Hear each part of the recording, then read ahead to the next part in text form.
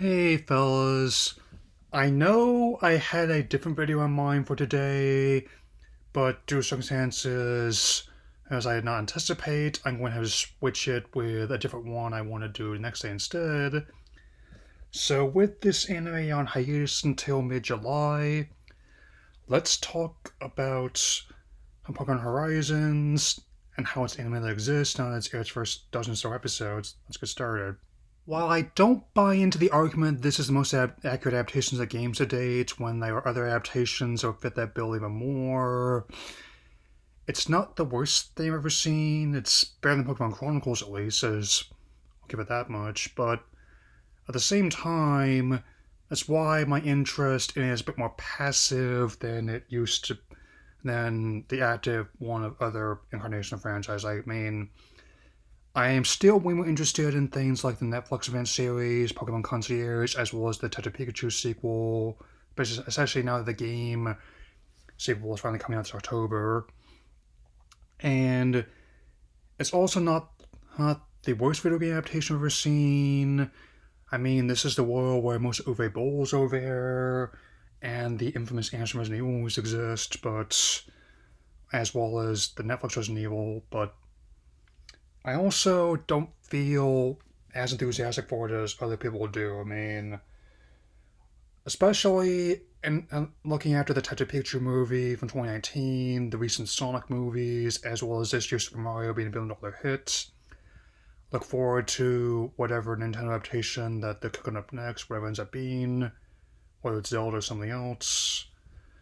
I mean, it's kind of just there, if I'm being totally honest. I mean, I also want to reaffirm it's not the idea itself that's how should I find and hard to get behind, but the way they execute it. I mean, especially since like the most recent games have had some of the most interesting characters and deviations from the usual formula storylines lines that I've had since early days, going beyond simply fight the bad guys and complete the decks main decks, and the decision not to use that many of them is definitely something that has mixed feelings towards it. I mean, it reminds me of this podcast I was listening to the other day where someone, I believe the name was Todd, about a Star Wars analogy.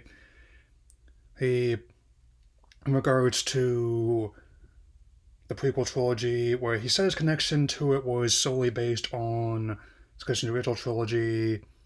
I think I'm putting up something similar here, where I don't hate this anime, but hey, but my connection to it is solely dependent on my connection to both the video games as well as the previous anime series they did.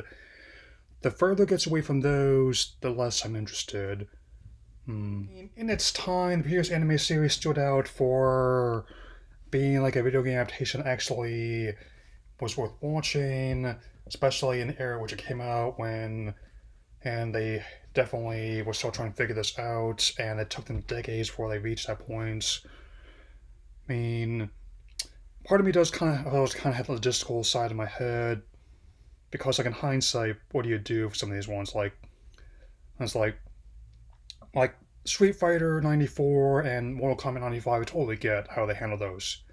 You don't have the most technology or money at the time. You're not going to be able to recreate things like the fatalities or use Hadokens and or convincingly do Goro or Blanca. You're probably just gonna have like a guy in other makeup or an animatronic. I mean, but I still submit with this franchise, you won't have to who go beat for beat, note for note, like some people want from an adaptation of games. You would just have to pick the elements that work best on a different medium, which again, no one's provided a lot of, and I'm also not buying into the argument that this fixes problems from the previous ones. I would argue that it just creates its own in substitution. And I mean, I just have boils down to like the idea of who it's even made for. I mean, like fans of the games are not really not all into the creative liberties taken, and even those who want a different protagonist have not exactly been the most swayed by Rico and Roy. I never really bought into the theory about who her parents were, but I can now officially say that that they are not who we were expecting. I will just deal with their stories as they come. I'm not sure who we're going to be seeing in Gallows next Clued, but Iona is going to be a welcome inclusion, I would say that much. Maybe we'll even see Larry, who knows? That isn't to say that there's totally nothing worth enjoying about this anime. The animation itself is quite solid, I would say, especially some of the battle scenes, and the music with Yuki Hayashi staying on not only to arrange some themes from the games, but also create entirely new material. Oh, even if I have mixed feelings towards like both the theme song and the outro theme, and don't mistake us in the West for being making the only mid-tier songs in the series. Areas mean the original dub is more than capable of producing kind of mid songs themselves. Yeah, I think with the RVR rap they came up with the head, I just immediately had to go listen to some Notorious B.I.G. after that to get it out of my head.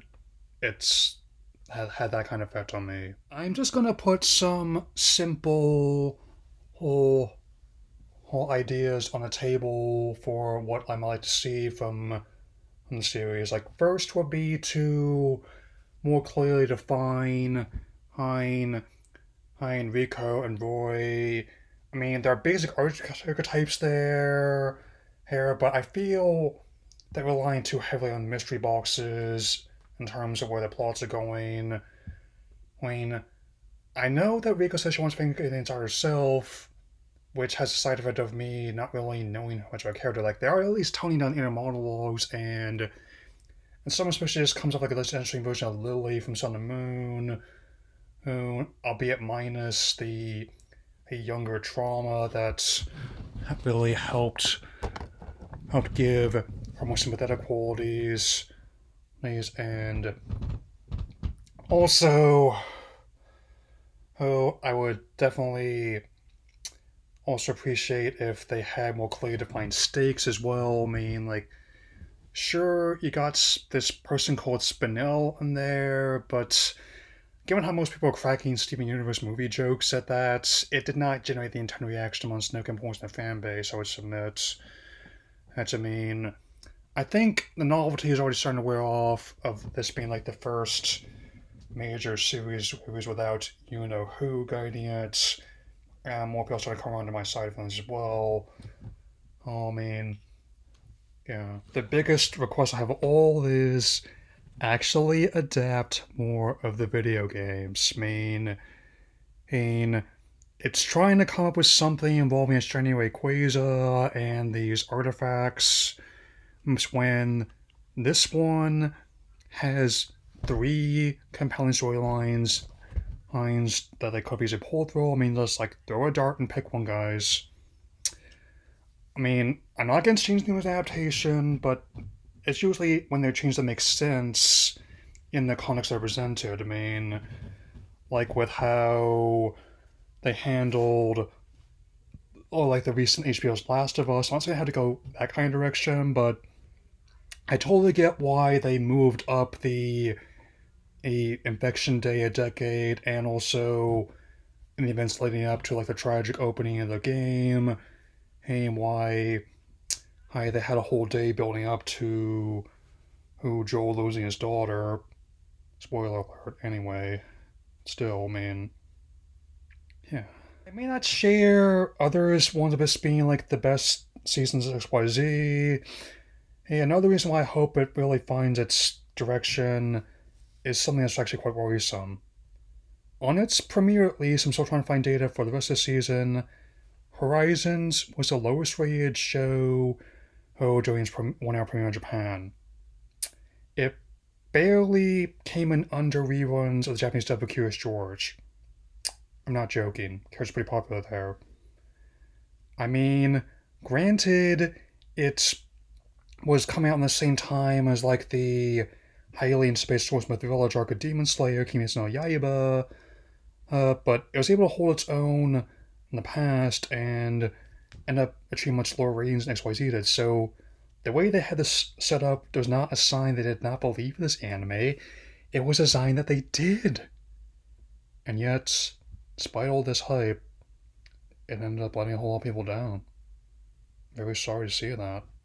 I will say this is if what I've said ends up not coming to pass, and if at some point they do end up bringing back you know who, I think there's more that could be done than a lot of people believe. I mean, even just like another event series, I'm thinking the solution was never removing that character so much as trying to reimagine them, like how, given how many versions in my lifetime there have been of like Batman, Spider-Man, and even characters like Optimus Prime, but there's definitely plenty that can be done. And I mean, I think maybe if they establish if it's alternate continuity or not, I'd actually be more inclined to hope it'll find its groove. Anyway, that's about for now. See you tomorrow with my look at Knock at the Cabin, my first viewing thoughts on that. So, take care everyone, and seek out all Pokemon.